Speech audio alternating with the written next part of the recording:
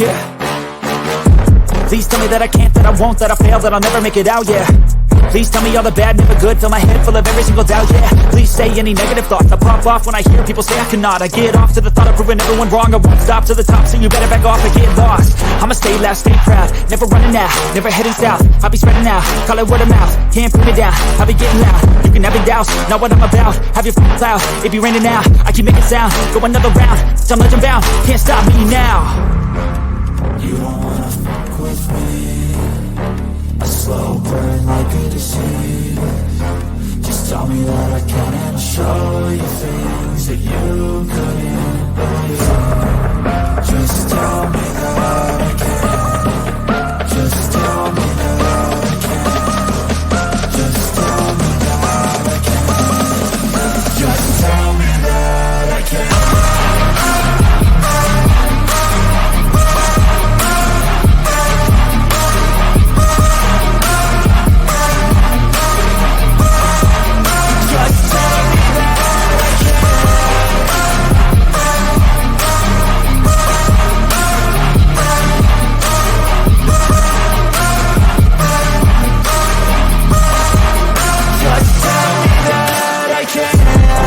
Anything negative, cause I just wanna hear it out your mouth, yeah. Give me fuel, it's a tool that I use to go ahead and run my mouth, yeah. I take shots, I take loss, I make shots, I miss lots. That's how you get big box, you get yachts, you swing lots and pop off a big shot. I ain't done chasing, got big dreams, bigger things, impatient. Who's at the top think they need replacement? Who's at the top think I'm gonna erase them? Face it, I don't give up quick, I don't give up, I won't give up this. Cause I know that I want it, know that I'm on it, I'll make it, I promise. You don't wanna fuck with me, a slow burn like a disease. Just tell me that I can and show you things that you couldn't believe. Just tell me that I can. Just tell me that I can. Just tell me that I can. Just tell me that I can.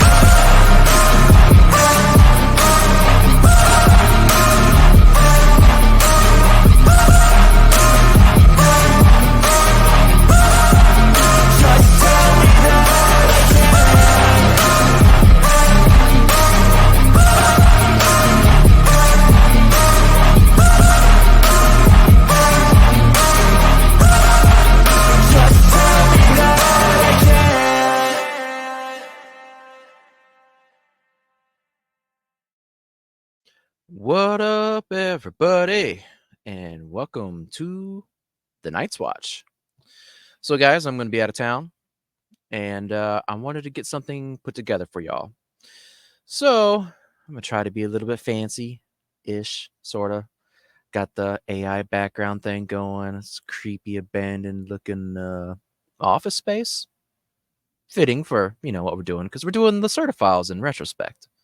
We're going to go over some of the things that she said, with my lens. So, with that being said, I understand that there is going to be probably some clips and edits and stuff as I'm trying to figure out how to do this on, StreamYard, because I'm not exactly good at technology. And normally I do things in BitChamp or whatever it's called. Whatever. And, yeah. So I'm kind of learning this, so bear with me. Like I said, there might be some pauses, like this, or perhaps even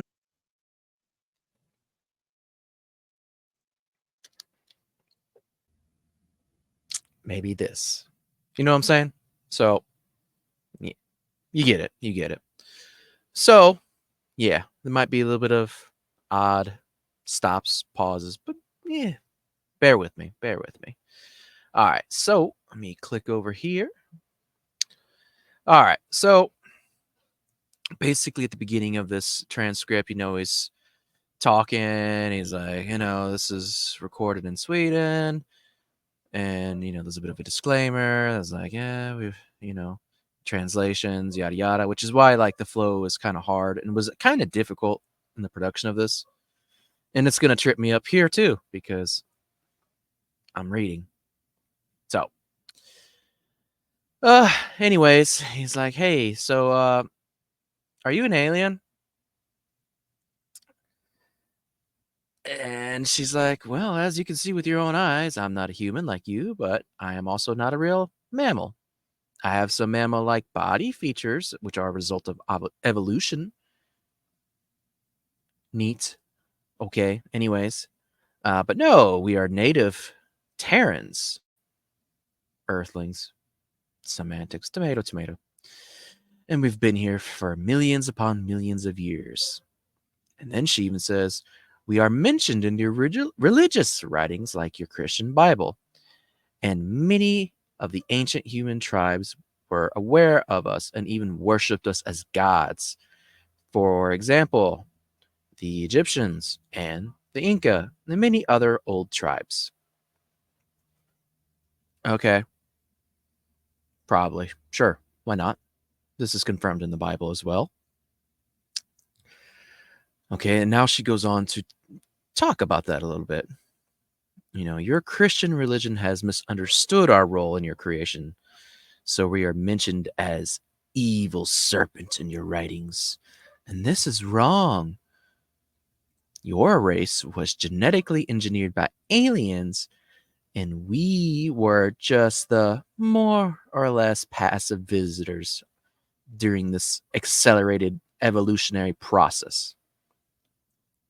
You must know, some of your scientists have already supposed this, that your species has evolved in a naturally completely impossible speed within just 2 to 3 million of years. Yeah, that's some translation stuff going on. Anyways, this is impossible. Evolution is slower. But let's see here. Your creation was artificial and done by genetic engineering, but not by us, but by an alien species. If you ask me if I'm an extraterrestrial, my answer is no. Got colonies and stuff like that. Oh, and it's our planet, not yours, right? So let's click back over. Okay, so first of all, sounds like she's hinting at some Anunnaki stuff there, right? I mean, us being genetically engineered and created, that fits exactly with what that story is. I find it interesting that she says something about the Bible, though. Like, we're not the serpent in your Bible, even though everybody seems to think we are. Okay, if we're going to follow this logic, sure. Okay. Nakash technically is a title that's given to an angel, if I'm not mistaken. My ancient Hebrew is not the best. But, you know, and you find this actually in the book of Job when you look at like the real translations of it. So that's interesting. Now, I can also say that in Genesis, that serpent is technically spoken about like it's a natural being, I guess you could say. But then again, there's also references coming back to it, you know, and it's like, maybe not, you know, maybe not. So I don't know. Don't know. That doesn't mean the devil's not real. So, I mean, even if I'm getting my words incorrect, which is very possible, that doesn't mean the devil's not real, you guys. So, yeah, there's that. But, you know, it's interesting because there's also a Jewish story, I guess is the best way to describe it. And it's called The Trial of the Serpent or The Judgment of the Serpent or something like that. And once again, there it's referred to or spoken to as like a natural animal slash being of intelligence, right? That's not of angelic origins. You know, and basically the trial goes on and the serpent gets all of its limbs pulled off and is forced to slither on the ground, basically. Kind of mirroring that story a little bit, right? So it's interesting that that story exists and it's not looked at in the same way. I don't know. Does that make it canon or truth? No, not at all. They've got all kind of different stories, and most of them, like when you look at the history of them anyways, is like fan fiction anyways, right? Because it doesn't just happen now. It happened back then. People are like, oh, I know how to write now. Sweet. What do you want to write about? Oh, I'm gonna write about that. Yeah. And it's just how it goes. It's just how it goes. You know what I mean? So yeah, it's a whatever. It's a whatever. Now there is some interesting stuff too. Like if you guys maybe caught an episode of the Confessionals where Joel was on, and the title was, let's see here, Old Earth, Lucifer's Domain, and stuff like that. And he goes into some of the Hebraic translations too, and throws out the possibility of Old Earth, right? And how it looks like in Genesis. You could look at it in a way that it's being that it was here already, like an earlier type creation scenario. And then what we see in Genesis is God reforming the earth and everything, because, things like the waters and the lands being here already, and just, reshaping things, and, telling the seeds to come forth and grow. How did the seeds get there if it was not trees already, and it's interesting, and it's worth a listen to. It's worth a listen to, but don't let that, like take away from whatever your thoughts and beliefs are on it. Bible is what the Bible is, and that's what I believe. It's just interesting. It's just interesting. And I'm, like I said, I'm not going to force nothing on anybody. So, do what you want with that. All right. So, anyways, let's keep moving on, because if not, I'm just going to be distracted. Let's see here. He goes and asks her, "What's your name?" And she says this really long type thing, and telling him how to pronounce it. And she's like, "Just call me Lacerta, though." She finds it offensive when we mispronounce her name, which is interesting. And from what I can say of my own experiences with astral projection and CE5 stuff, with talking to reptilians, yeah, they're very haughty, very mean, and just so easy to just make mad. And it's ridiculous. Like, I don't know, they seem very full of themselves. And by the way, PSA, don't do those things. That's bad. Okay, you're making contracts with demons. Don't give them legal right to mess with you. Let's see here. Ask how old she is. And she gives like cycles of the earth and stuff like that. And she's like, in human years, I'm like 28. Do you have a job? He asks. And she's like, yeah, I'm basically like a college student doing some interesting work with your species, trying to like do social type things and studies, and it's silly. He goes on to ask about UFOs. And she's like, some of them belong to us, but most, let's see here, most of them are actually misinterpretations of natural phenomenon, such as spontaneous plasma flares in the atmosphere, and like ball lightning and stuff like that. But she's like, oh yeah, there's plenty of species here. They all seem to have UFOs, as you call them, and we do too. Let's see here. Hers, let's see here.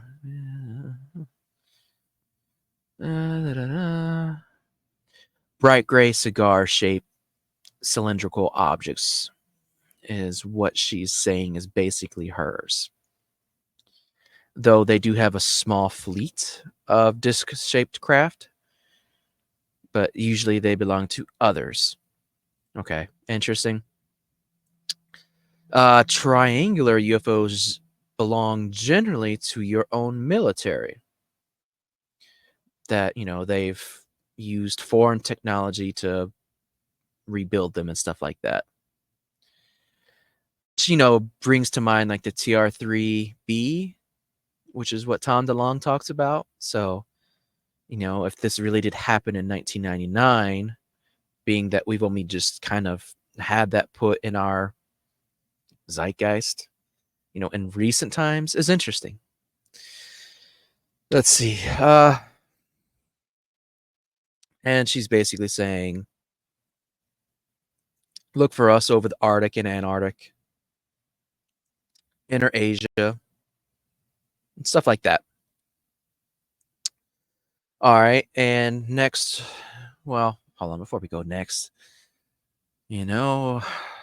Antarctica, well, all the poles for that matter, really, they do seem to have a lot of UFO activity, going back for long periods of time. So that's interesting. That's interesting. All right. So let's see here. Yeah, he's asking about symbolism. Like she mentioned that there's 7 stars usually on her ship. He's asking about if it's the Pleiades, however you pronounce it. And she's like, no. The 7 stars are planets and moons, and they are a symbol for our former 7 colonies in the solar system. The stars are shown in front of a blue background with a dragon circling them. And she says this represents Earth. Let's go back to that in a minute. The 7 white stars means Moon, Mars, Venus, and 4 moons of Jupiter and Saturn. We had colonized in the past. 2 colonies are no longer in use and abandoned, so 5 stars would be more correct. All right. Well,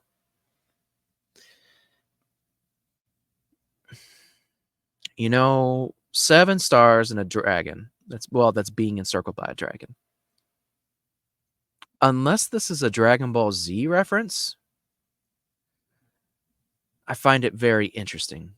You want to represent Earth as a basically encircled dragon. Well, what do we know about the enemy? It's referred to as dragon many times. Being circled around Earth, I think that would be a good way to indicate ownership, but maybe I'm wrong. Maybe this is a real alien. I doubt it. Or, well, according to her words, not even an alien, right? I'm from here. Yeah, well, if a third of heaven fell, and we often hear of seraphim being described as fiery serpents, and you look like a serpent being, shape-shifting aside, might have something to that. You might be from here. But anyways, right. And let's see here. He's asking about, taking photos and making a sketch and stuff like that. And I'll just say, like, the sketch that's provided here, I don't know if it's the real one or not. And if I was good enough to actually remember how to show you what I see, I would. But the sketch provided here looks fairly stereotypical. But then again, she claims to be female, and I see nothing female-like in this sketch that's provided. So, yeah. I mean, if this thing that I'm seeing came up on me, I'd be like, oof. Be going from here. Let's see here. Yeah,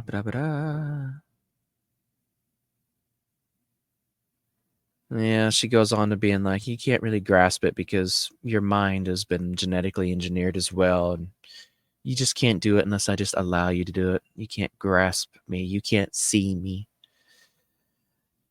Let's see here. Kind of in the normal nitty gritty questions here, describing yourself, what you're wearing, or, well, giggity, pickup line, right? What do you guys wear? Talking about your family or her family. Ask if she has a tail. And she's like, no, don't be stupid. You don't see one, do you? Let's see here. You were born. All right, question. You said that you were born in a different way to us. Do you lay eggs? And she's like, yes, but not like your birds or primitive reptiles. Actually, the embryo grows in a protein liquid inside the mother's womb, but there's an egg shaped but very thin chalk hull. I would say that would be more of a shell around it. And that fills the whole womb up. Autarky? What? Okay, it must be a weird German word. Yeah, anyways, it develops inside an egg internally with the mother, not unlike a lot of snakes mostly that do that, like pythons and such. I think a couple lizards do that too. I could be wrong. And describing like features and stuff like that about the egg and yada yada, the birthing process. But yeah, not too much different to say about that. They don't have a belly button, which if you were grown in an egg would make sense. It also makes sense if you were grown in a vat, for lack of a better terms, like a big old glass thing, like what we see like in alien abductions with like things growing inside them. I don't know if there's a better word than vat to use. Yeah. Terrarium. Let's just be super offensive to the lizard lady, right? Talking about body temperature, and it's done in Celsius, and this is Merca, and I don't know how that works. But yeah, they like the sun. They're still kind of cold-blooded.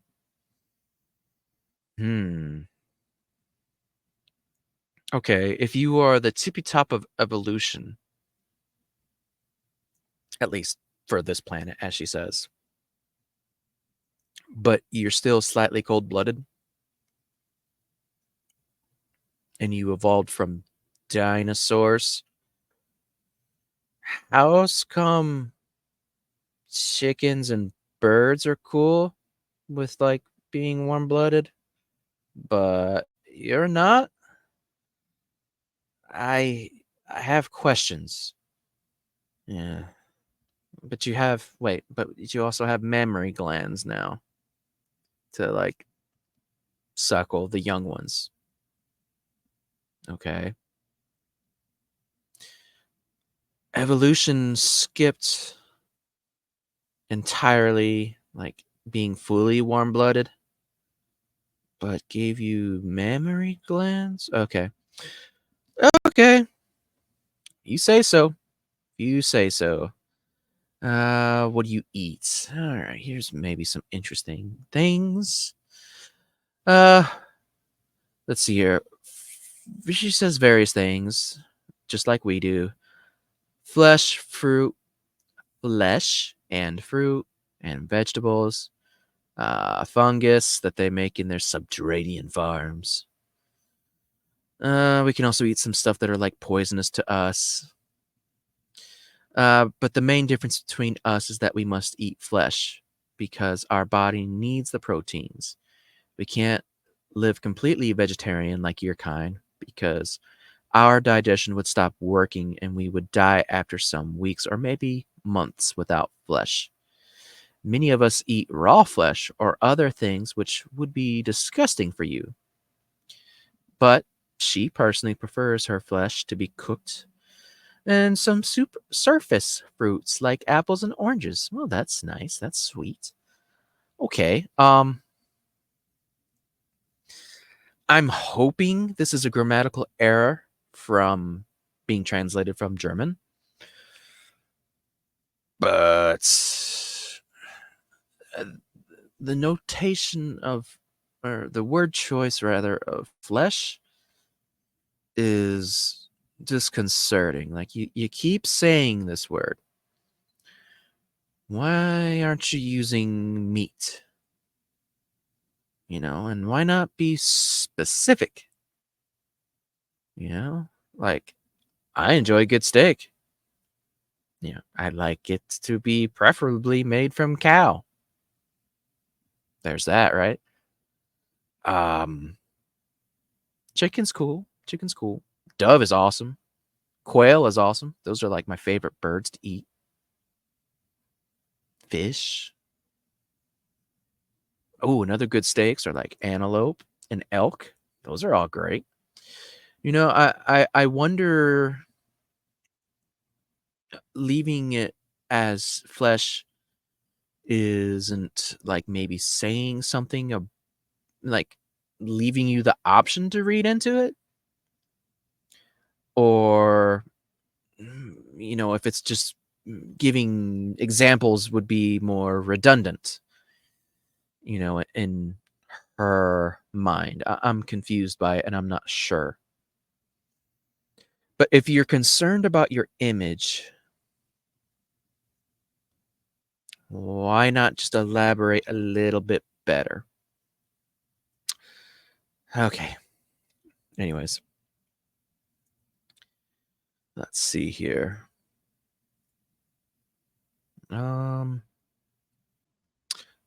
Tell you what, just as a little bit of change up here, because I'm sure you guys are very much enjoying me like staring at the screen and trying to read, right? Let's make it fireside for a little bit. How about that? Ooh, there we go. All right. All right. Can you tell me something about the natural history and evolution of your species? How old is your species? How or have you evolved from primitive reptiles as mankind has evolved from apes? Assuming that you believe such silliness. I personally don't have enough faith to be, to believe in evolution past a certain point, or to be an atheist. Personally, that's just me. But whatever. Let's see here. Oh, this is a very long and complex story. It sounds certainly unbelievable to you, but it's the truth.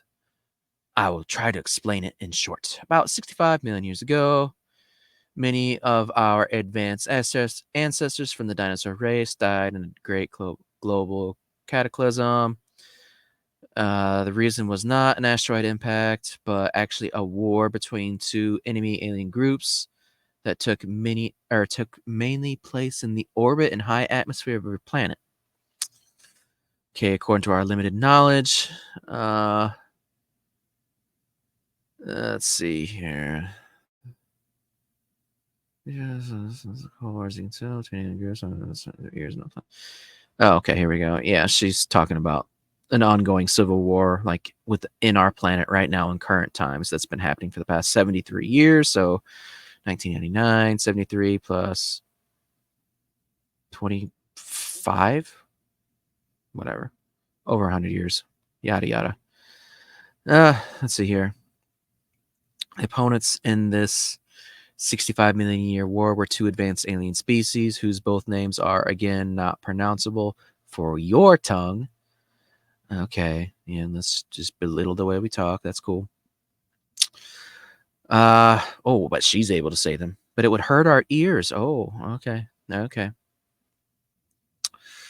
One race was humanoid like your species, but much older and was from this universe, from a solar system in the star constellation you called Procyon today in your maps. The other species, about which we know not so much, was a reptilian species, but they have nothing to do with our own species because we evolved from local saurians, i.e. dinosaurs, without any influence except the manipulation of our own genes by us. Okay. If you say so, but you want to say that our people were manipulated, but not yours. Okay. Okay. Whatever. If you say so. Your scientists have not really understood the true nature of the universe because your illogical mind is not able to see the easiest things and relies on wrong mathematics and numbers. This is part of the genetic programming of your kind, to which I will come back to later. Okay. And then let me say that you are nearly as far away from the understanding of the universe as you were 500 years ago. Well, okay, let's just keep throwing them jabs out there, why don't we? Yeah, you want to make good inroads with us in this little experiment, but you want to keep poking. We're so great, we're so good, yada yada yada. We eat flesh, come to our side. All right, whatever. So use a term that you might understand. This other species didn't come from this universe, but from another bubble in the foam of the omniverse. Ooh. You would call that maybe another dimension. Okay, okay. But this is not the right word to describe it correctly. In quotations. By the way, the term dimension is generally wrong in the way you understand it. Okay. End quotations. The fact you should remember is that the advanced species are able to walk between bubbles by use of, as you would call it, quantum technology, and sometimes sometimes in special ways only by use of their mind. My own species had also advanced mental abilities in comparison to your species. Oh, okay, thanks. But we are not able to do the matter string bubble changing without technology. But other species active on this planet are able to, and this looks a lot like magic to you as it had to your ancestors. Okay. First of all, okay, dimension. Cool. All right. I am on board. I'm on board with that as a description. I like it. You know, the Bible can back that up. Different names, second, third heaven, yada yada. There's things that you could describe as that. And let's not get into that bit yet. But yeah, I find it interesting that there's a claim that some can do it with technology as well as with their own mental abilities, though, to get into a different dimension slash, I don't know, reality, for lack of a better term. I mean, if your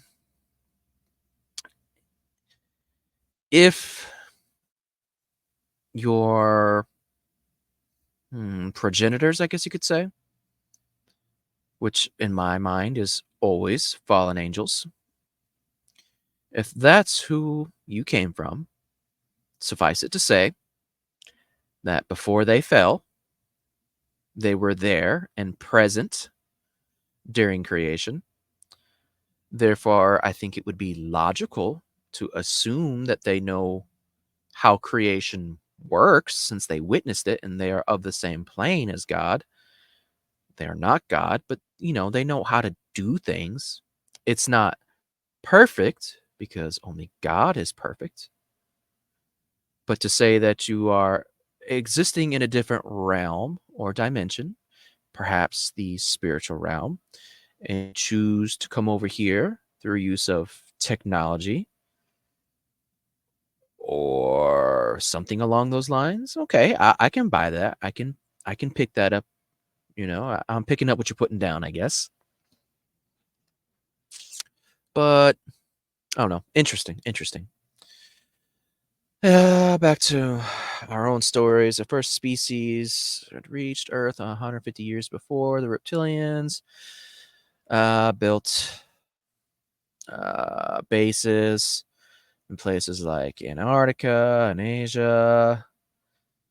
They lived together. We're with Saurians on the planet. Communicated peacefully. Yada yada. Anyways, got into a war with the other reptilians from the different dimension, which is not them or anything to do with them. Basically went to war, shot the fusion bomb, which, hit in the Yucatan and had a different reaction because of the salt water, iridium, yada yada. Killed most of the dinosaurs, not all of them. Because there was one. Let's see, how should she describe it? This new reptile was walking on two legs and looked a little bit like your reconstruction of an iguanodon. And it originated in this family, okay? But it was smaller, about 1.5 meters tall. I don't know what that translates to. Had some humanoid features, change in bone structure, change in skull and brain, a hand with a thumb, which was able to grab things, a different organism and digestion. I'm going to assume that means metabolism. Advanced eyes in the middle of the head, like ours, or most predatory mammals in the world are the same way. She thinks that there might be theories that could, say that the radiation from said explosion could have created her species, but not proven. Now, let's go back here and turn this off for a minute. So I can say that as far as that goes, knowing what I do know of the fossil record, the thumb on an iguanodon is more of a spike, and it does not have the ability to move. It's more of a defensive mechanism, like, my neck. It's more like what they were used for. But then again, she's also saying that our reconstructions are wrong. So, okay. Well, let's go down a different hole then, shall we? Since we're on this whole evolutionary tangent. Once again, not the biggest fan. It doesn't really mean much to me.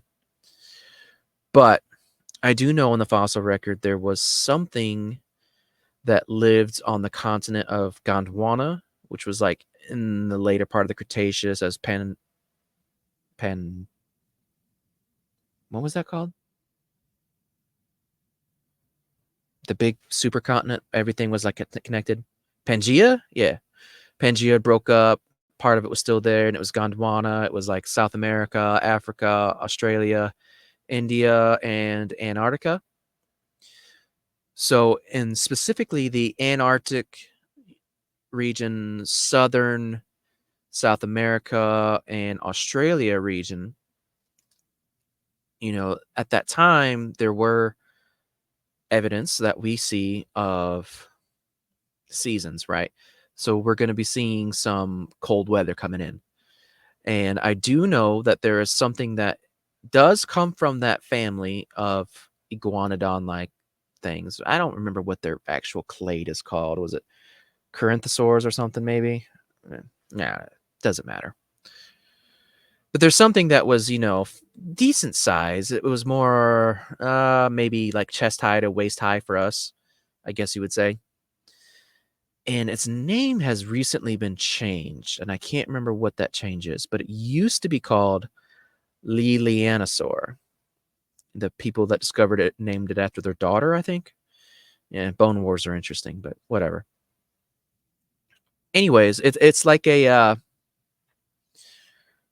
how would you describe it? Not really raptor like, but yeah, I don't know. I would classify it as most certainly like something that's a prey animal type dinosaur thing. But anyways, the evidence on it suggested that it had semi warm-blooded nature, that, to escape the cold conditions, that it could actually hibernate. And, outside of that would live in caves and stuff like that. It had good vision. And what we know about that clade now, or species, I don't science well, guys. I'm probably getting that wrong. But anyways, what we do know now is that a lot of duck-billed type dinosaurs, such as iguanodon and all of its relatives, were a lot in the ways like modern deer. Modern deer are herbivores by nature, but you get some bats or some birds stuck in a net, them things are going to come up and be like, oh, I need some protein. That's easy. Chomp. And start eating them. Same thing was going on back then. Little rats, shrews, whatever they could get their little hands on, they would eat. They ate a lot of crustaceans, crabs and the like. And I would assume, since they had big bugs back then, supposedly, bigger bugs. So to say that something that is mostly an herbivore, but yet omnivorous, seems logical. I mean, it seems like, this Lelianosaurus would be more omnivorous, taking advantage of the resources at hand, because beggars can't be choosers, and sometimes it gets cold here where I live. So, makes sense. Now, from what I see, 65 million years not withholding, like, to make that jump to be mostly flesh orientated in your digestive tract for that critter would be difficult. Mutation aside, I don't know. The Troodon would be a better candidate for such, and that's basically um like a little velociraptor type thing that lived in North America, had very well developed night vision eyes, had the little claw on its foot. Yeah, yeah. Had that, but it wasn't like huge. It was waist height, and speculative evolution people, looked at that and made the Troa dude, because they're like, this is the most intelligent dinosaur that we have to date. This is what it would look like today if it evolved. And yeah, Troa dude. It's pretty cool little picture. Then of course everybody changes, like, no, birds. Oh, well, let's make it into an ugly bird thing, which is dumb. Pretty dumb. I like the Troa dude better. But either way, I digress, right? So yeah. What else? Da-da-da-da. Not very friendly to us. Okay, she's going into the more of like the evolutionary thing. Well, nature was not very friendly to us, and as far as we know, from the 27 subspecies, 24 were extinct in primitive wars and in evolution, because their organism and mind was not developed enough to survive as their main reason. Okay, it's got to be metabolism. Ugh, it's so annoying. But yeah, 27 different subspecies of them. Okay, I can follow that, and I could see how mutations would happen and all that. But anyways, goes on to like, okay, we got technological, we combined our DNA together, and now we are what you see before us. Perfection. Right? Okay.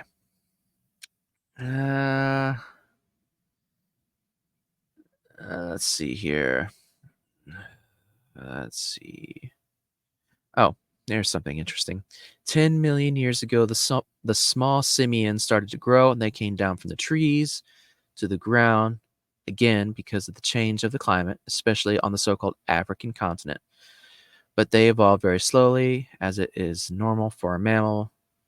And if nothing extraordinary had happened to your kind, we wouldn't be able to sit here and talk, because I would sit in my comfortable modern house and you would sit in your cave, clothed in fur, and trying to discover the secrets of fire.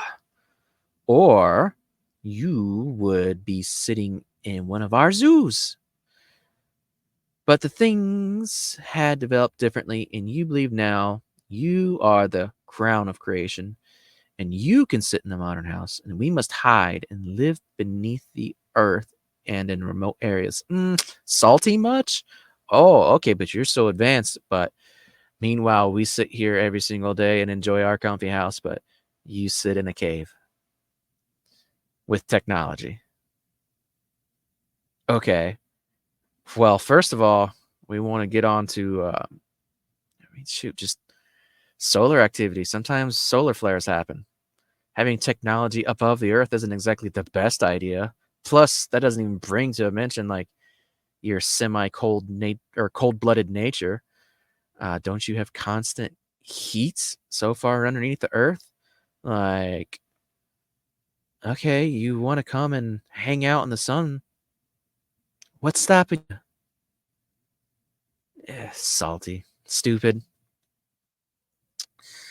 Yeah, anyways. All right.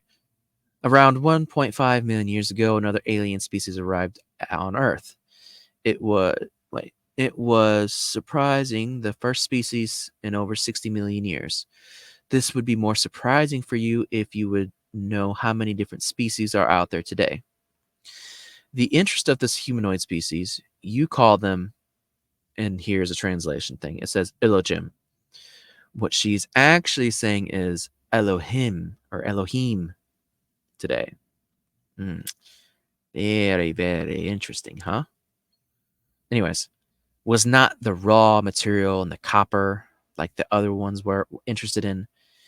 It was, to our astonishment, the unadvanced ape humanoids.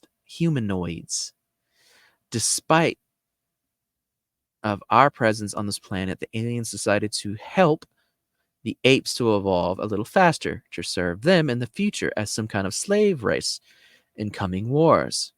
The fate of your species was not really important to us, but we didn't like the presence of the Elohim on our planet, and they didn't like our presence on their new galactic zoo planet.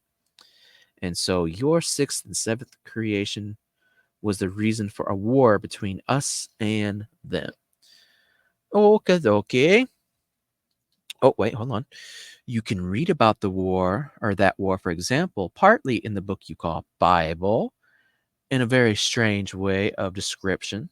The real truth is a very long and difficult story. Okay. So, what she is referring to is essentially Anunnaki. I mean, that's describing what went down with all that story to a T, right? Now, calling them Elohim is very interesting. Very interesting. You know, what we know about that word is that it can be used both as singular and as plural. And that's why ancient astronaut theories, let me mess up my hair. Ancient astronaut theories say these gods were aliens. Yada yada. No. Don't get it twisted. When you read like in the Psalms where it talks about God sitting in judgment and counsel with other gods, you know, it says Elohim sat in judgment of the Elohim. Well, God can't sit in judgment of himself, right? So there's a classification of angels. They are known mostly in our translation as the sons of God. Okay. They are his image bearers up there in the spirit realm, spirit world, heaven. whatever. Just like we are his image bearers here, as above, so below. Same concept going on there. And they are referred to as gods in the Bible too, because they can do some cool stuff. Plus, they're his image bearers. But understand that when that's being described, it's little g, not big G. There's only one big G. And then there's the whole Tower of Babel incident that happened. God decided to disinherit mankind and start his own thing, which eventually became the Jewish people. But until then, dominion was given to the sons of God to, be stewards, I guess you would say, over the nations of the earth at that time. And obviously, they failed their job. They were like, they were supposed to be like, here, this is how we're supposed to act, and this is how we get back to Big G God. But instead, they're like, ooh, this place is cool. I like being worshipped. That's nice. They're giving me all this cool stuff and food when I come and visit them. And ooh, some of them are looking pretty fine. Wow, chicka wow wow. Yeah, so they failed, utterly failed. Which is why in the psalm, he's like, "Why are you just gonna? How long are you guys gonna continue to hold judgment unjustly over my people?" I digress. That's not really the most important thing, but that's what I would say is going on by her referring to it as Elohim. I would say it's it's the fallen. It's the fallen angels. And when you deal with these creatures like aliens and whatnot, and the fallen, and the fallen, they're the same. But anyways, one thing that I want you guys to know and be aware of is they love to deal in half truths. Why? Well, they got to throw out stuff that's believable and logical, and they're going to throw out some craziness so that you will be deceived from what's actually going on, the actual plan of what we're supposed to be doing here. Their great deception ain't going to just make itself. They got to contribute, right? So half-truths, they'll say, oh, yeah, we're cool, we're friendly. Okay, you might be if we give you blood. Yeah. Half-truths. Elohim. Yeah, okay, well, fallen. We got it. Bible books this up too. But you are doing it, you're taking so many things out of context. But I digress. According to her, we're taking things out of context. So okay, whatever. Okay. You do question and you deal with very large time scales with the dinosaurs. First cataclysm, blah blah blah. 40 million years and your evolution was completed 10 million years ago. This sounds unbelievable to me. Can you say something to this?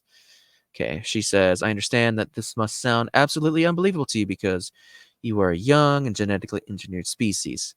Your historical horizons end at a scale of just some thousands of years, and you think this is right, but it isn't. This is impossible.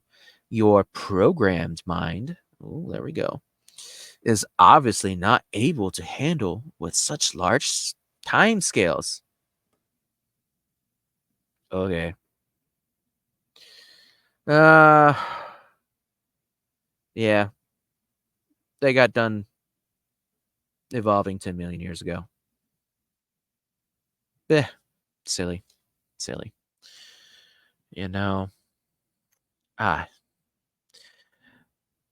We're getting up there in time. Let's find some more meat and taters, because this chick, like, she'll say something and then she'll contradict herself, and then she'll say something and then contradict herself, and it's just like, advanced my butt. You know what I mean? So, yeah. Okay. Here's some interesting stuff.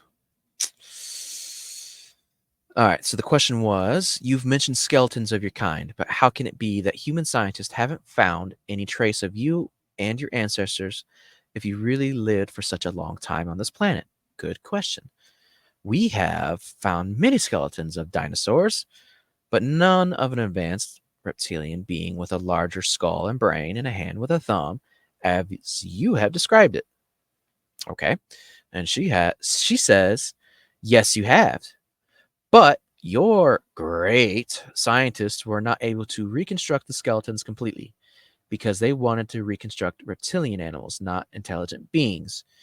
You would laugh if you would know how many of your, especially small saurian skeletons in your museum, are totally wrong reconstructions and never existed. Because you use many bones which don't really belong together, and sometimes you make artificial bones if something was missing you needed to construct an animal. Many of you scientists are aware of this problem, which, yes, this is a thing, which is why a lot of people are like, dinosaurs aren't real. This is kind of where they get that argument from, just so you guys know on YouTube land. Let's see here. Well, they don't get it from this transcript, the whole we make bones. So, let's see here. Many bones of us were used for iguanodon reconstructions. For example, the hand with a visible thumb. Remember, I said spike. Look at an iguanodon in a museum. You will see that I'm right. A scientist in the country you called United States had built a nearly correct skeleton of our kind some years ago, but the government, which is partly aware of our existence, confiscated the reconstruction. As we live today, and since thousands of years, nearly completely beneath the earth, you will not find any cadavers or skeletons of us. Okay, once again, spike, not a thumb. Okay.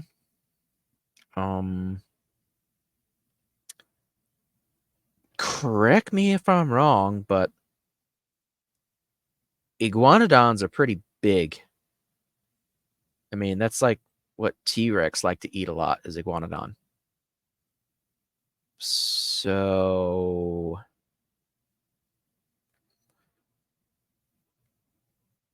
that's a big critter to evolve from.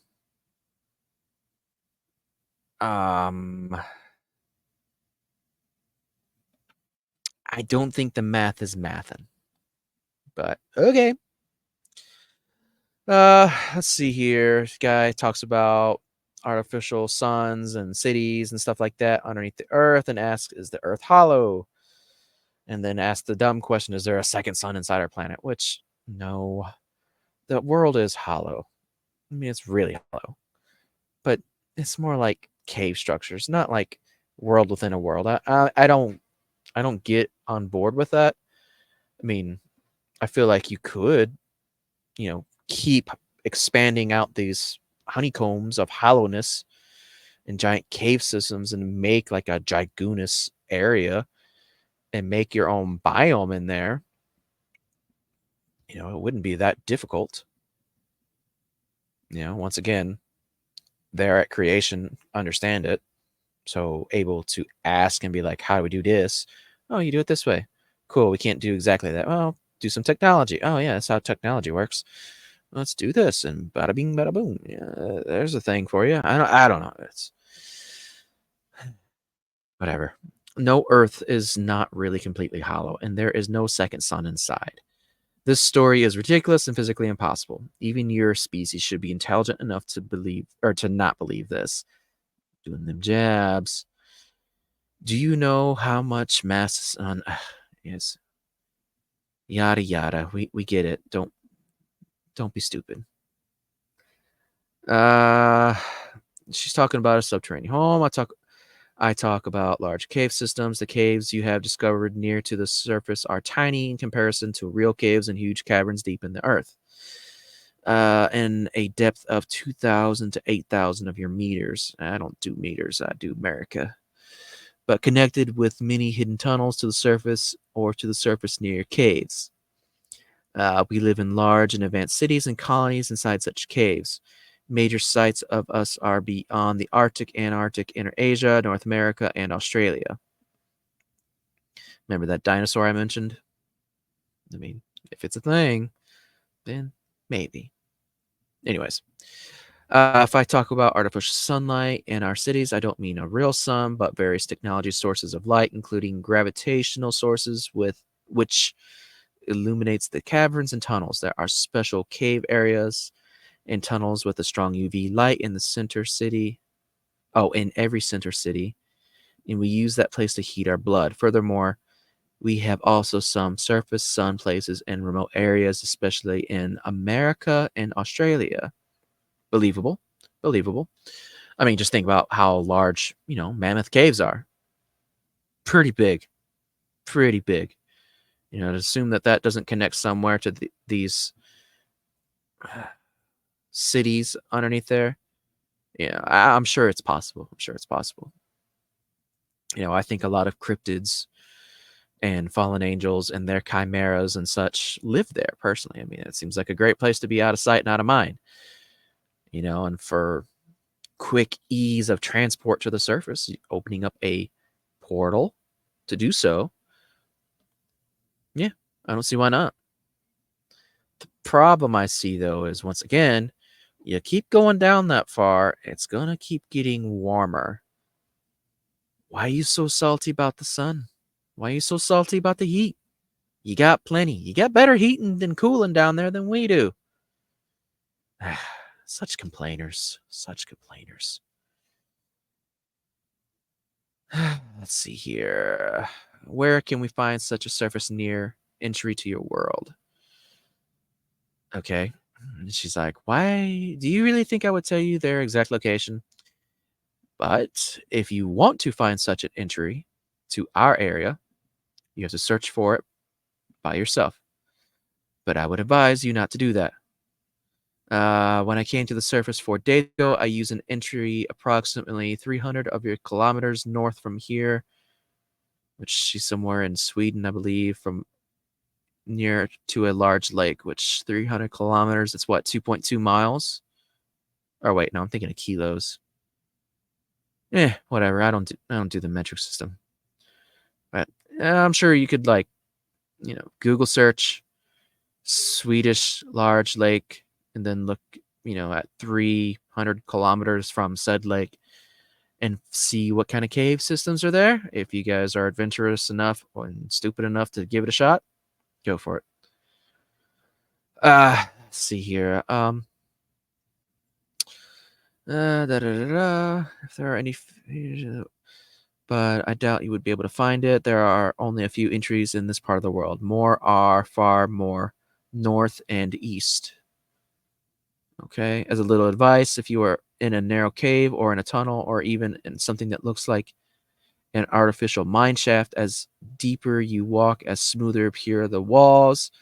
If you feel an unusual warm air streaming from the depth, or if you hear the rushing sound of steaming air in a ventilation or elevator shaft, then look for a special kind of artificial and smooth wall somewhere in the cave with a door made of gray metal. Okay. If you would be able to open the door, but I doubt this, you would be in an unusually round technical room with ventilation systems and elevators to the depth. Once again, I just want to point out, warm air. You complain. You complain too much. Okay.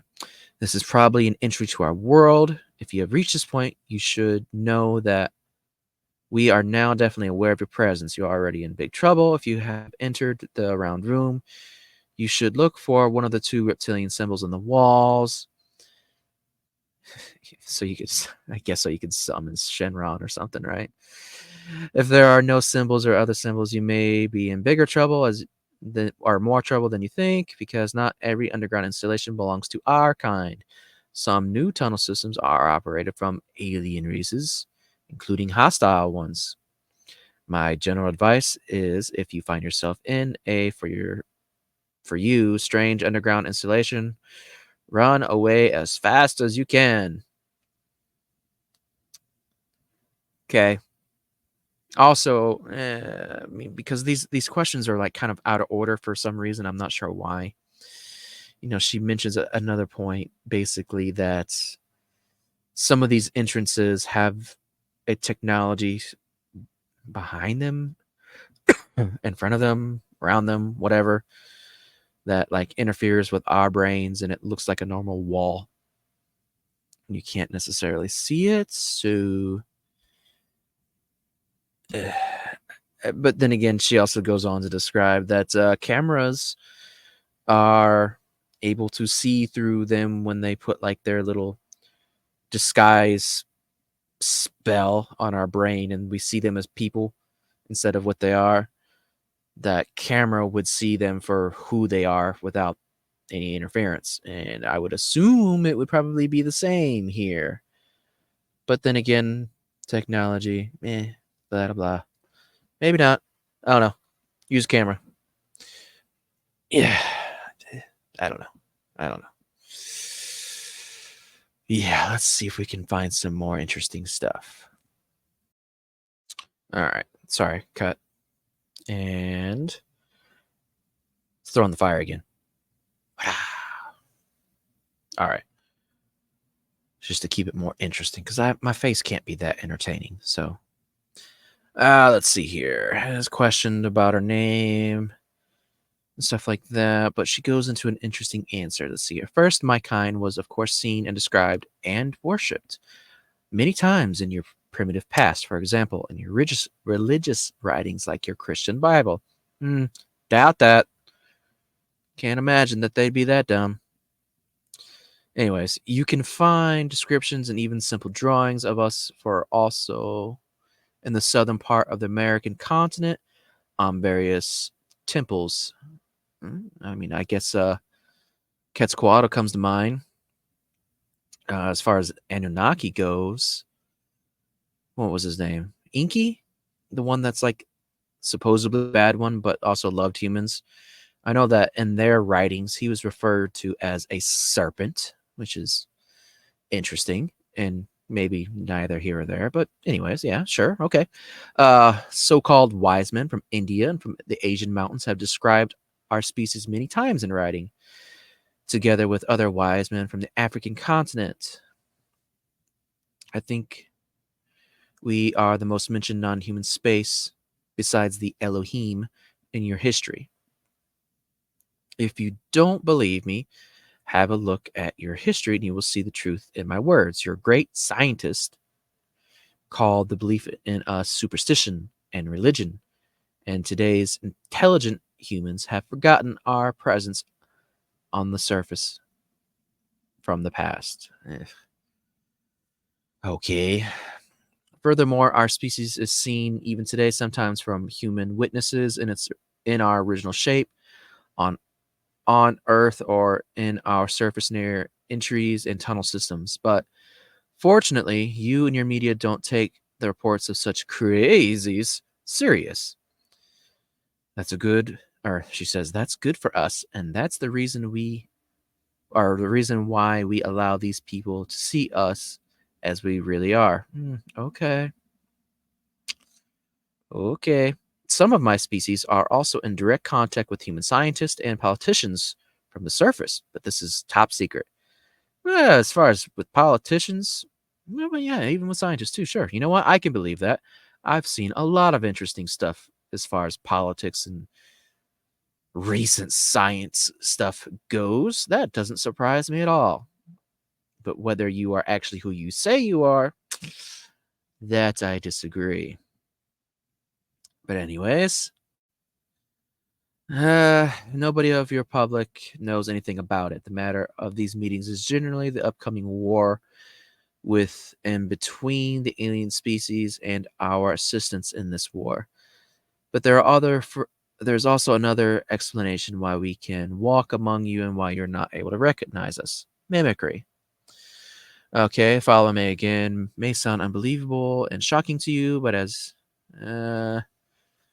I've said before, we have more advanced mental abilities than your species, and with more advanced, I mean that we are able to use telepathy and telekinesis from our birth on.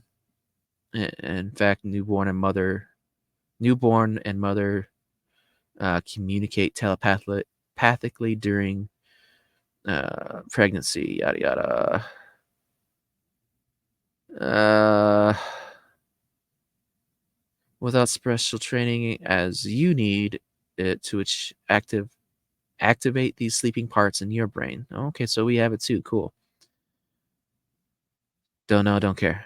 The structure of our brain is a little bit different to yours, and our hypothesis is larger. I don't know what that word's trying to say, but I would assume it would be like hippocampus, or yeah, I don't know. Whatever. Words equal hard. Uh, Apparently it becomes stronger too for them when they're in sunlight. Whatever. Our own abilities are very strong in comparison to yours. Okay, another jab.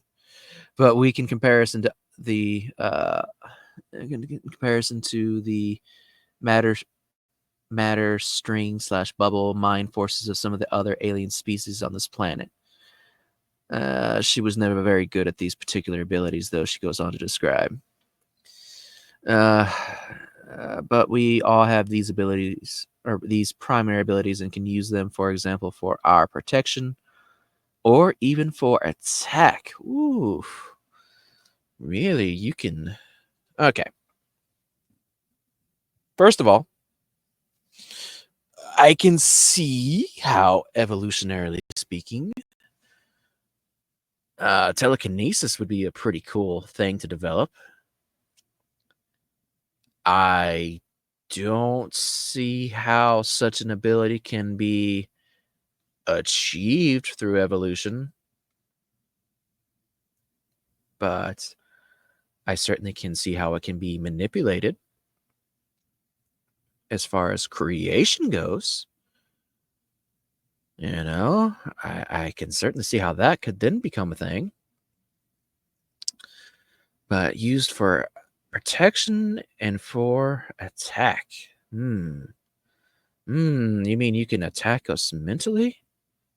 Maybe put subliminal messages in our head? Or, take control of our bodies even?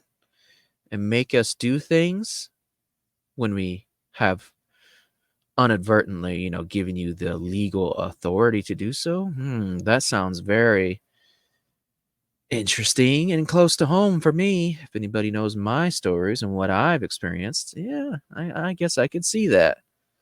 Let's see here. Let's keep on a trucking.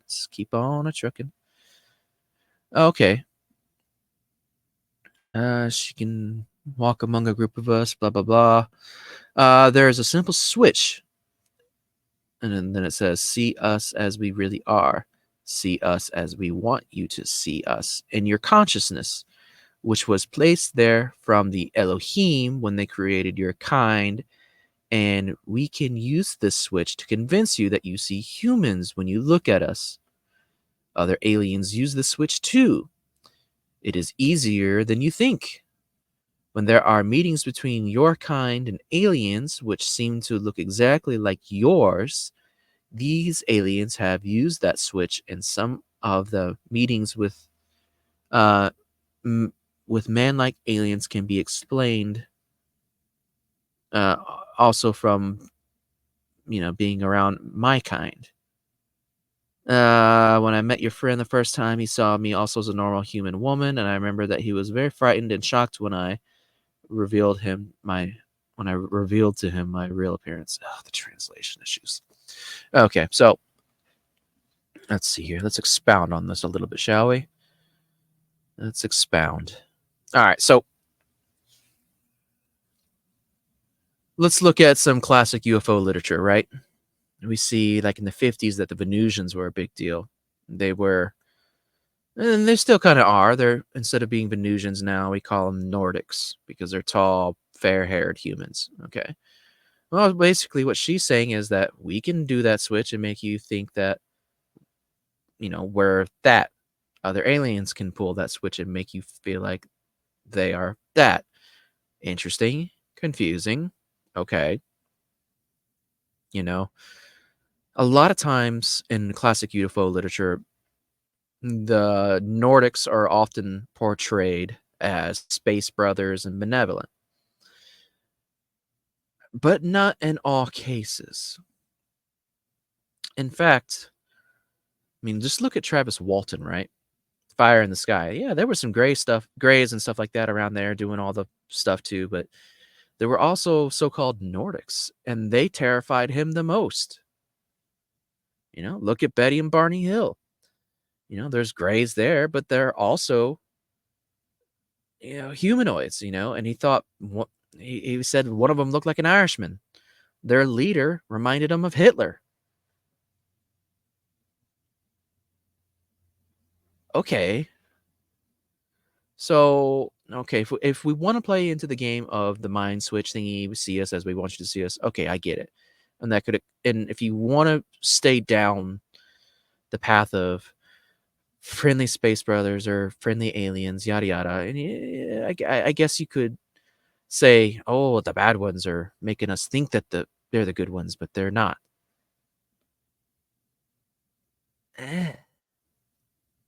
I'm sorry. Just look at any UFO story or alien abduction stories. None of them are peachy. I'm sorry. They're not friendly space brothers. They are not friendly star beings. No. If they were, they wouldn't do the things that they do. Their calling cards are the same all throughout history. Doesn't matter what you call them. It is the same stuff. Taking people, doing things to them, holding them there captive, interbreeding with them. There's this whole hybridization thing.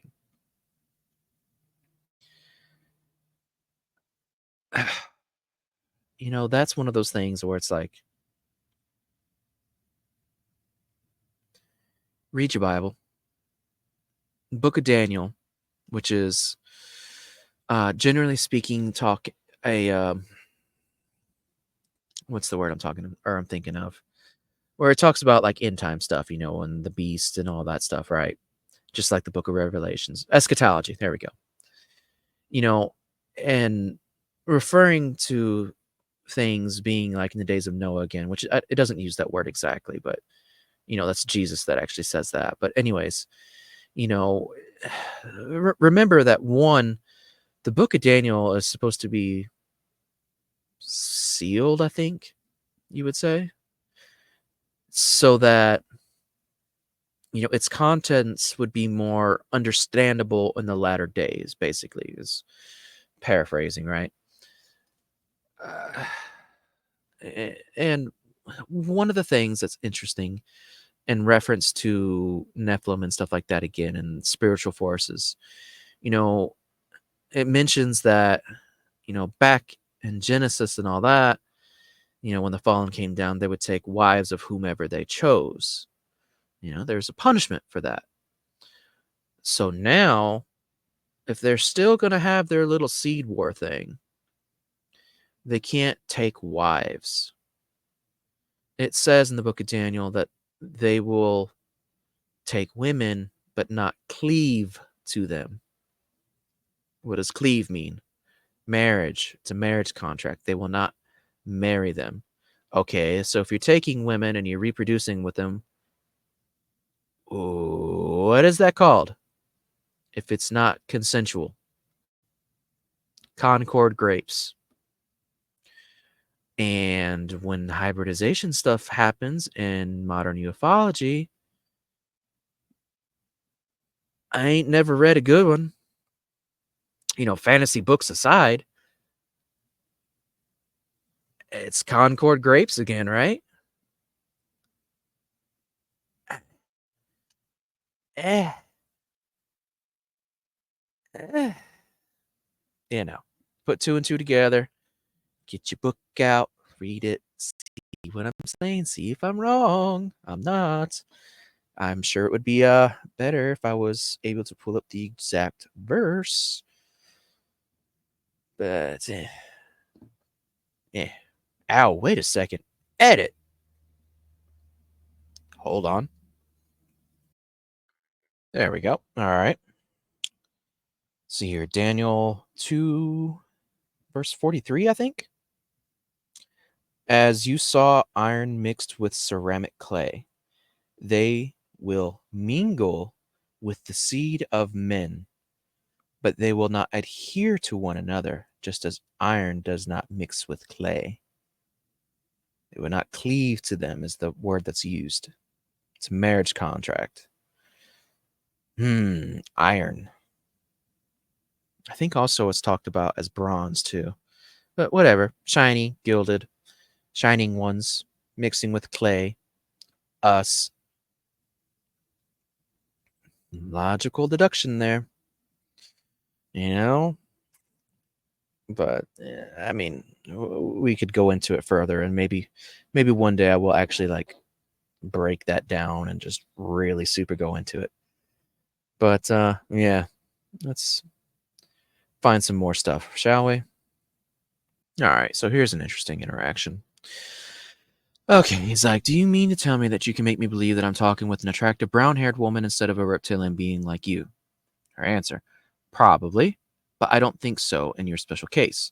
When someone expects to see a human woman instead of me, I can do it without problem with his mind, even with large groups of people, because nobody expects to see a reptilian woman.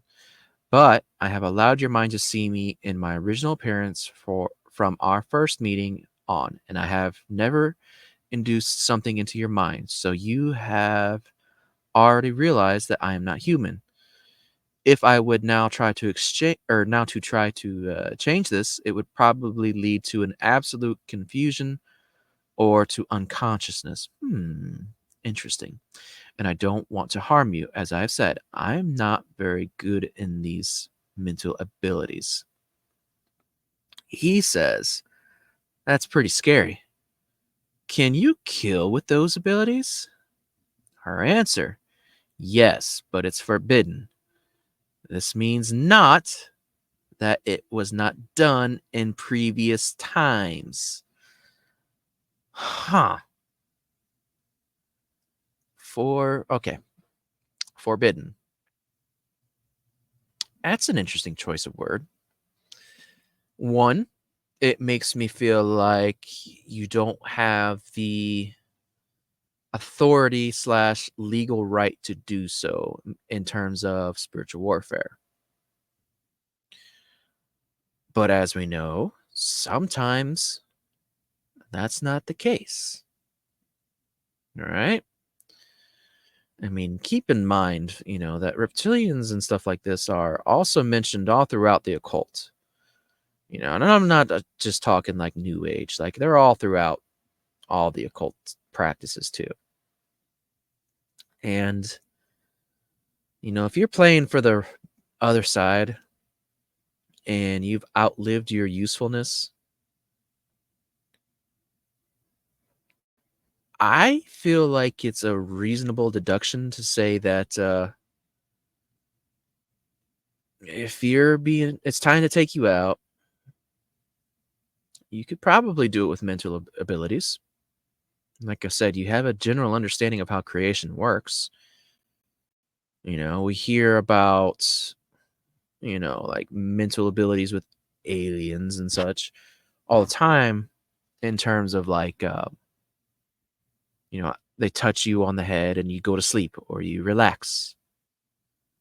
In my case, one made me basically lose control of my body and made me take apart my own firearm, put it down, and go to sleep. All the while, I was in my own head, screaming at myself to stop.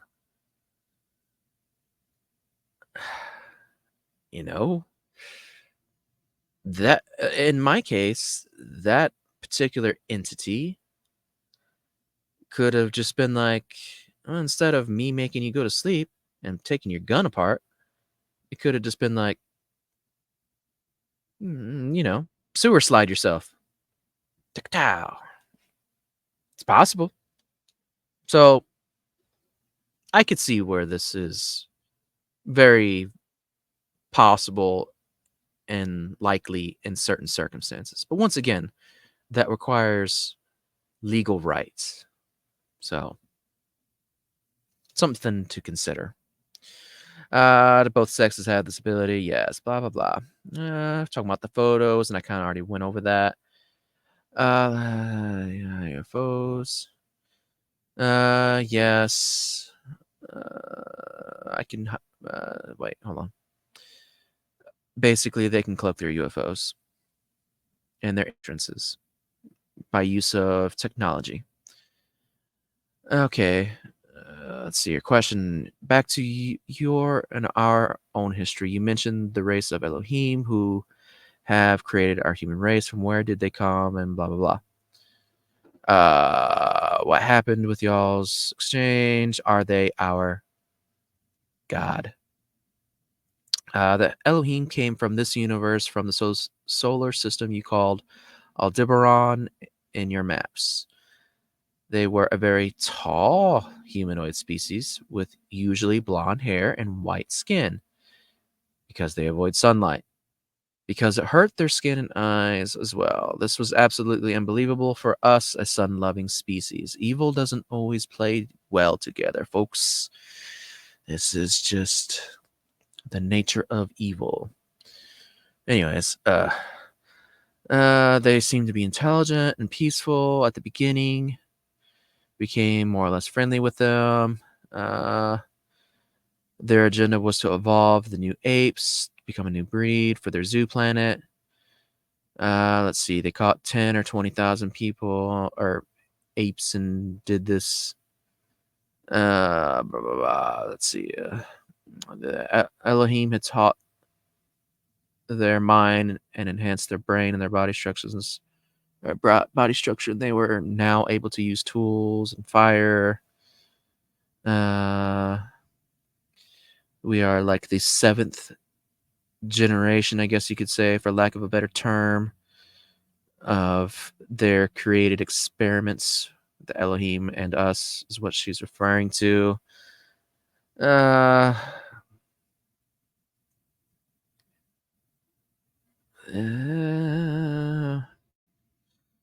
Man, just going to explain, that explains like why you see like Neanderthal and stuff like that. This genetically advanced human breed lived together with us, but they avoided contact with my kind because the Elohim teachers had warned them with misleading purposes that we are evil beings and that we lie to them. Okay. Elohim decided to extinct their some of their first generations. Blah blah blah blah. The 5th generation of creation basically created the Egyptian pyramids 75,000 years ago. Oh, that's way longer than what even the impact people talk about.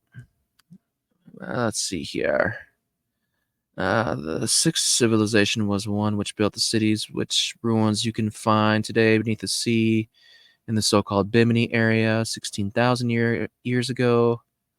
The last creation of the 7th breed, which is us, us human beings, was done 8,500 years ago, and this is the only creation you can remember and to which your religious writings refer. You rely on archaeological and paleontological artifacts to show you a wrong short past, but how should you know anything about the 6th civilization if you find evidence of their existence and deny and misinterpret the facts? Okay. This is partly a programming in your mind. Ooh, okay. And partly pure ignorance. That I can definitely get on board with.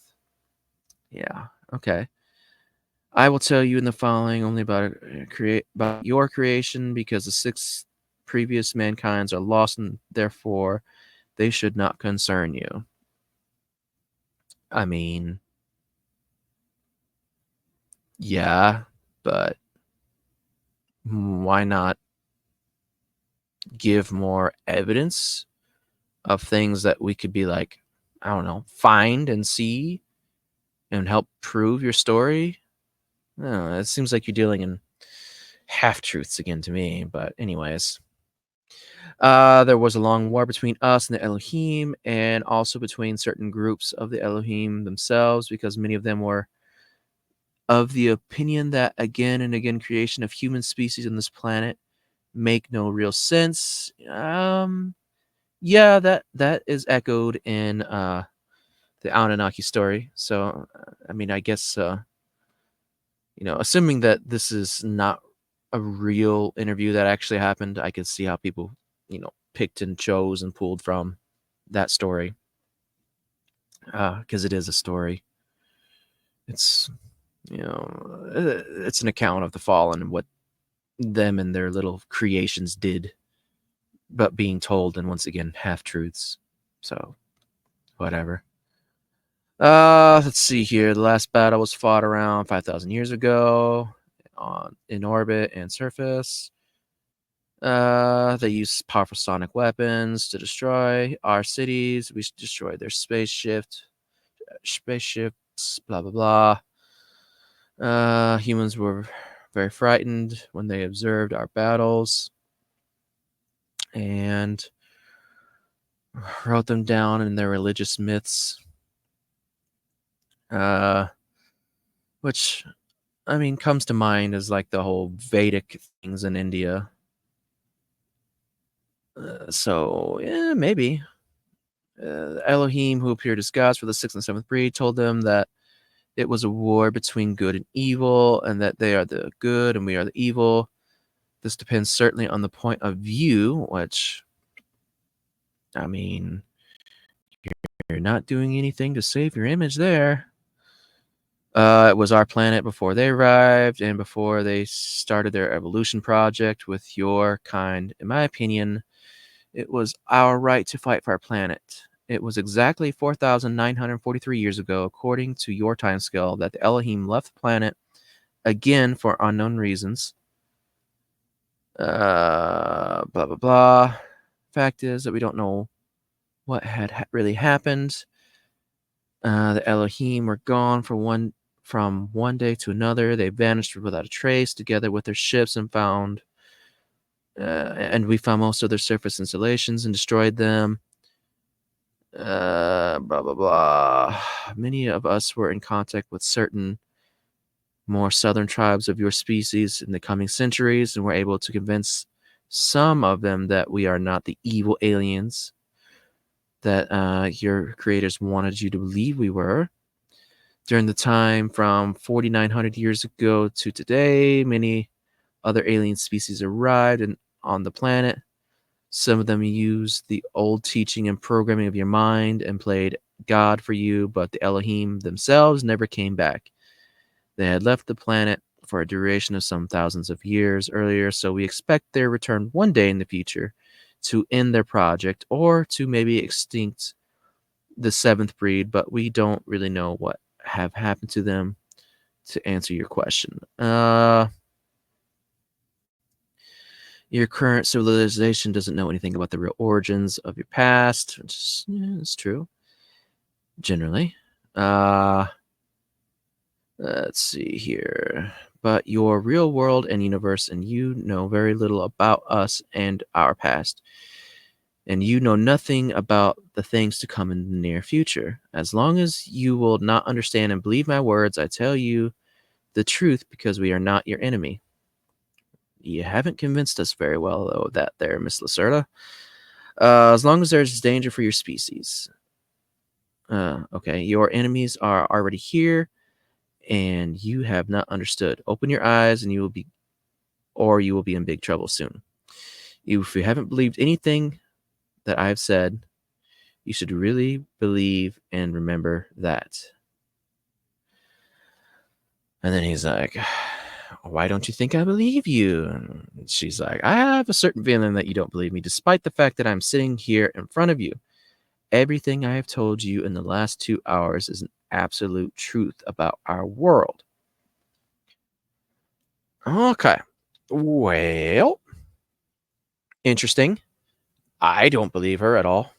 I believe that she's saying half truths. Obviously, I keep saying that, right?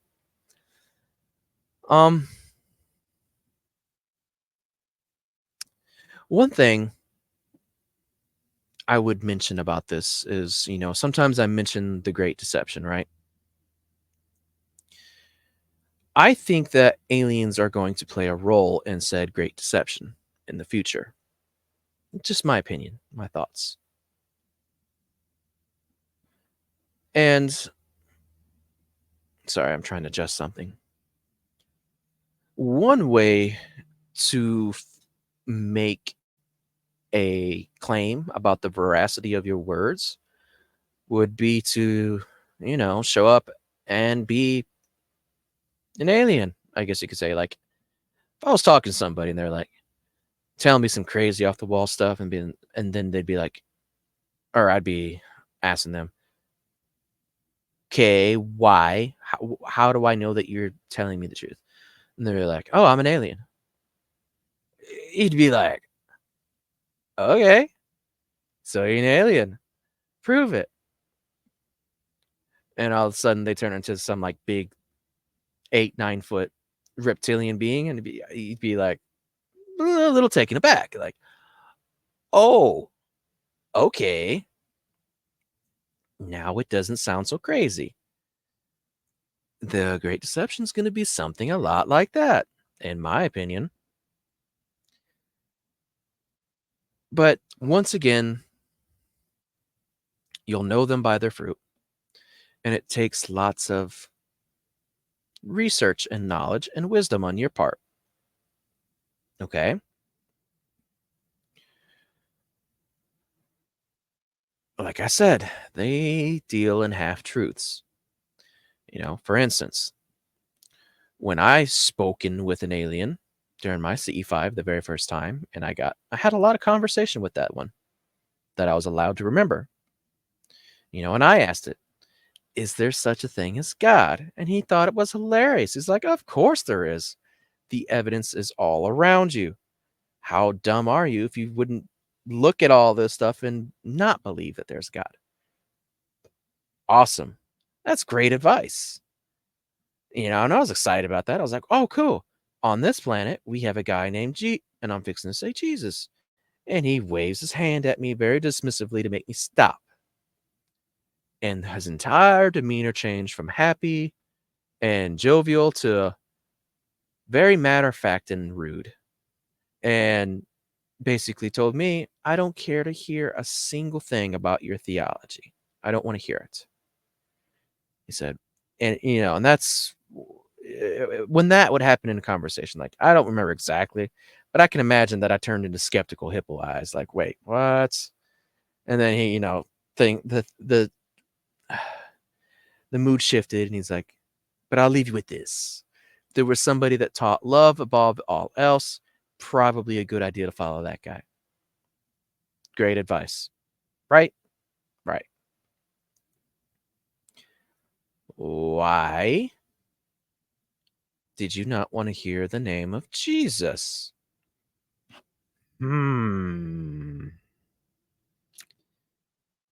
Makes you wonder. I wonder if I was about to say anything else, if it would have been that way. I doubt it. Couldn't handle to hear the name.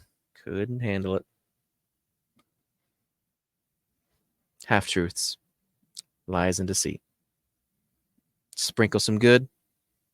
That way, you will be led astray. This is how it goes. That is just the calling cards. Let's see here. How many species are here? According to her, as far as we know, 14 species. 11 from this universe, 2 from another dimension. And and one of them basically like light beings that pose no threat to anybody. I think we often call them celestials or something. Whatever. Let's see here. Cold War going on between some of them. Let's see here. Another species that there's rumors about. What do the hostile alien races want? They want various raw materials, copper, for instance, water, certain chemicals in the air. Furthermore, 2 of the species are more interested in your body, in your human tissue and blood, because their own genetic structure is defected through bad evolution and radiation, at least as far as we know, and they need intact strings. Let's just say intact strands from your kind and from animals to repair their own genetics again and again. Okay, so they need genetics from us and animals, i.e., cattle mutilations. Interesting. Da, da, da. Let's see here. Your DNA is not fully compatible. My own species is absolutely incompatible, so they are not interested in us. They try to make more compatible crossbreeds or hybrids between you and them by use of artificial fertilization and wombs. We suppose that the coming war between the 3 races, or between you and one or all of them, will be fought for raw material, hydrogen, air, and your own DNA. Neat. Well, thank you for proving my point there. Another aside that I will add is that, during my CE5, and when I talk to them about why we hear so many different things about the Greys and stuff like that, and, like I said, I was told by them that the Greys are nothing more than flesh robots, and that there is just as likely to be an alien being broadcast into them as there are a demon. Huh. Demons and aliens have the same ability to broadcast. Crazy. Okay, why is that? It seems to me like if you are of a Nephilim type descent, if you are away from something, there is a soulless body that was just 3D printed. You could project your own into them and do stuff. Or if you're a disembodied spirit, you would just inhabit them. They always want bodies. Possession is a big deal. Don't know. That's what they said. Not me. I just find it interesting. Once again, half truths. Let's see here. Is this the reason for the abductions? Partly, especially when the aliens took egg and sperm samples from you. Sometimes the abductors belong to another or more advanced race, and they just want to study your body and your mind, which is more interesting for some of them than your solid body, as you would study a primitive animal. As I have said, 3 alien species are hostile, and this means that they don't care about your fate or for your life, and people who were abducted by them came back very rarely.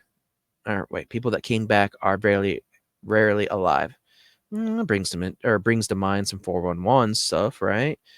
If anyone is able to report about an abduction, this means, in my opinion, that he or she has not met one of the aggressive species, and they are very likely to be alive.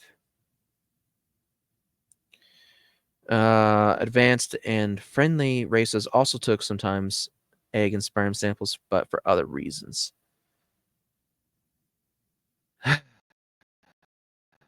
Okay. As far as I know, outside of missing 411 type situations, cases of human mutilation amongst abductees is very rare, but it is not unheard of. So, true. And when I say human mutilation, think about, the same things that happen to cow mutilations and then just put that on a human body, like the exact same stuff. It's happened. There are pictures. Yikes. Like I said, though, them bodies ain't going to make themselves. They got to get them genetics. It's got to be like the days of Noah again, right? Who was there? Nephilim. They got to have their bodies. They got some war to come up, don't you know? They got stuff to do. But yeah, there are no friendly aliens. Sorry. anything that is so uncaring and just will do the most heinous, most painful stuff to you just because they want to save their race. I'm sorry, that's it's not how this game works. We are intelligent humans, most of us. We can talk, we can communicate, we can rationalize, we are sentient. I'm sorry if apparently the gap is so vast to them that they can see us as ants. That's what they told me, anyways. You know, it's just one of those things. Like, if you are a benevolent, loving space brother type thing, you wouldn't cause people such pain, such brutal experimentations and surgeries. There wouldn't be no Concord grape happening right now in those stories, because people would line up in droves right now if you were like, hey, help our race out, we need to make some hybrids, you know, we're dying, yada yada. People would be like, heck yeah, I'm gonna get one of these things notched on the belt or the bedpost or whatever. There wouldn't be an issue. That's how you know. That's how you know. The calling cards are the same all throughout time. It doesn't matter if it's aliens, space brothers, fae, fallen angels. It's all the same. It's the same calling cards, the same behavior, the same uncaring nature. It's just different names. So, anyways, let's see here. Let's go back to Fireside. I like that. Pause. Okay, here's something. How can we protect us? Wait, how can we protect us? How can we protect ourselves against this influence on our mind? She says, I don't know. I doubt you can, because your mind is like an open book to read and write for nearly every species I know. Interesting. It's almost like they have an understanding somewhat of creation. Weird how that works. Anyways, this is partially the guilt of the Elohim themselves, because they had constructed, or better, misconstructed partly intentionally, your mind and your consciousness without real protection mechanisms. If you are aware that someone tries to manipulate your mind, you can only concentrate on that suspicion and try to analyze every one of your thoughts and memories. Very important. Don't close your eyes. This would lead to a different form of brainwave, which are more easy to access. And don't sit or lay down to rest.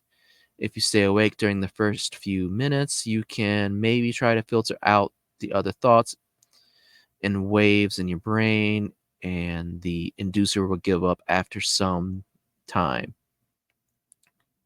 If he or she is not successful, because it will start to hurt his or her own brain. Interesting. His or her, huh? Only two genders among aliens. Weird. This is very difficult and certainly painful, and it can harm you. So better don't try to resist. Wait, don't resist? Okay. Yeah, that would be perfect for y'all, wouldn't it? Okay, whatever.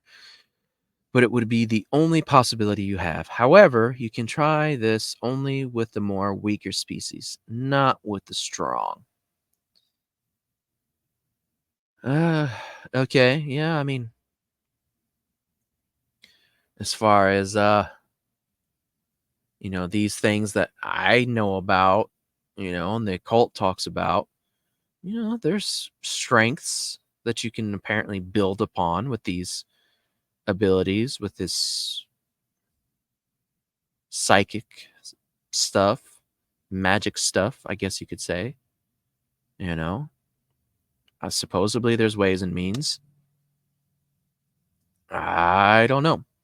I know as far as I went, when I tried to astral project myself and fight, it ended quite badly for me. You know, it was that case over and over again. For me, I only had success once I became a Christian and was able to call on the name of Jesus and it not be like, empty words. Once that happened, oh yeah, then I could fight, no problem.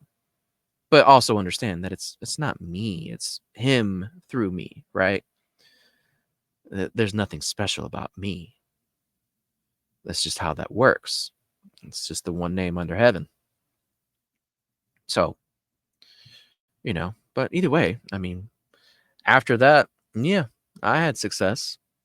And when things come at me now, it's not in the same way. So, I mean, they're not going to like sleep paralysis me normally and start gloating and trying to do stuff. No, no, no, no. Because they know now that that doesn't necessarily work very well or for very long. Because the brain still works.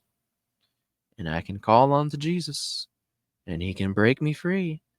And then I'm going to grab you by the wrist, said entity, and throw you to the ground and start screaming his name in your face over and over and over, causing you all the pain that I possibly can.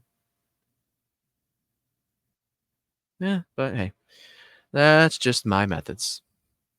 Plus, there was the one time with the Sasquatch that, I was physically prepared to basically run my side by side into it and start hacking at it with machete all the while saying Jesus' name. Kind of silly. I'm glad the Holy Spirit stopped me from doing that. But I was ready to fight. Back then I was afraid and it was terrible. Now I'm ready to fight. But that's just me. I don't know. Maybe I'm a little crazy. I don't know. Let's find something else. Okay. So we're getting to the end of the first interview. So let's go over this. Question. This is the end of the interview. Do you want to say a last sentence or message? She says, open your eyes and see. Don't believe only in your wrong history or your scientists or your politicians. That's good advice. Some of them know the truth about various things, but they don't inform the public to avoid confusion and panic. Seems logical. Okay. I think your species is not as bad as some of my kind thinks. Oh. Oh. Okay. Not helping us have good thoughts about you. Okay, carry on. And it would be a pity to observe your end. Aw, that's nice. That's everything I can say. Go through your world with open eyes and you will see. Or maybe not. Your kind is ignorant. Okay. Do you believe anyone will believe that this interview is the truth? Her answer, no, but it was an interesting experiment for my social studies. We will meet again in the coming months, and you tell me what happened. And all that, yada yada. Maybe there is hope for your kind. Aw. Maybe. Maybe. You're not all bad. Come on. Come on. We're not all bad. Aw, maybe your kind's not all bad too. Doubt it. Doubt it. You seem pretty salty. And you contradict yourself a lot. Once again, half-truths. So funny. But for instance, when I did my CE5, I was inspired by this interview myself. I found it years ago. I thought it was very interesting. And I wanted to talk to Lacerta. Once again, disclaimer. 1, don't do it. 2, I don't know if what I actually talked to was Lacerta. It identified as Lacerta, and that was my intention, was to talk to Lacerta. I had to go through several gatekeepers to even talk to her. Was it really Lacerta? I don't know. Probably not. Who knows? I certainly don't. But when I asked her about this interview and the next one, which we haven't covered yet, but will, she was pretty salty and very rude. And she said, in terms of it, that it was a mistake. Maybe because she got a lot of heat on the second interview, I guess you would say, like when he came back and told her like what the how it was received. People are pretty much were like, "You're the devil," you know. So maybe she didn't like that. Maybe maybe she realized that not giving all the information that she should have made it pretty unclear on what she was trying to say. And more, maybe it was just the fact that she was kind of contradictive with a lot of things, you know? Wasn't very well thought out. Wasn't very well thought out. But, you know, these beings, whether we want to think of them classically as reptilians. Sorry, I got a dog joining me at the moment. You know, they're very unoriginal. Very unoriginal. They do kind of seem to do the same thing over and over all throughout history with little to no success. There's that. But I don't know. Whatever, it doesn't matter. She thought it was a mistake. You know, and I wish I was able to remember more about my conversation with her. But whatever. You know, I do remember her being pretty mean, very rude, very dismissive, and referring to me as a pink talking monkey. So that should tell you a little bit about who they are, personality-wise. You know, that doesn't sound like some kind of friendly space brother. It doesn't sound like something that's a native Terran trying to make good inroads with the population of the critters that's in charge of the surface, right? No. But if you had all power and you were so much more advanced than us, then why not just wipe us off the face of the planet and take your home back? Oh, you can't. Oh, sorry. Gotcha. Why? Why?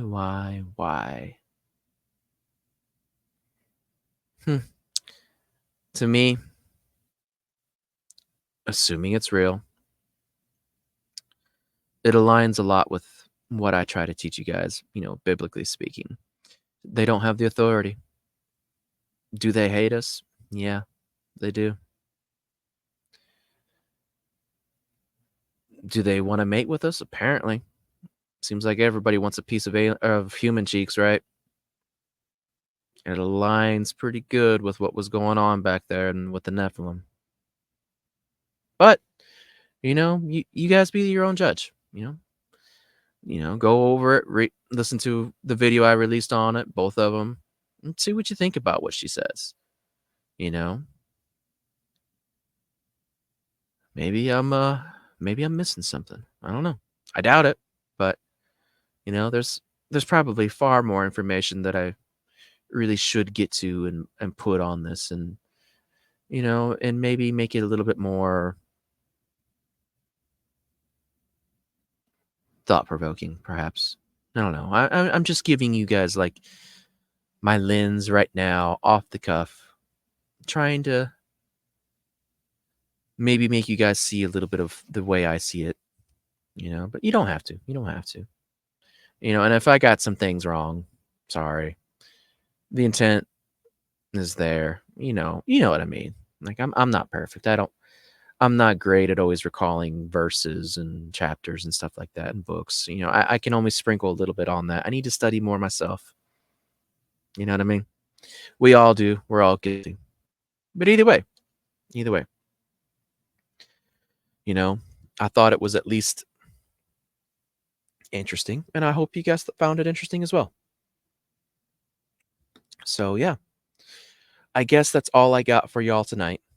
We've already made it past the 2-hour mark. Wow. But yeah, guys, I love you.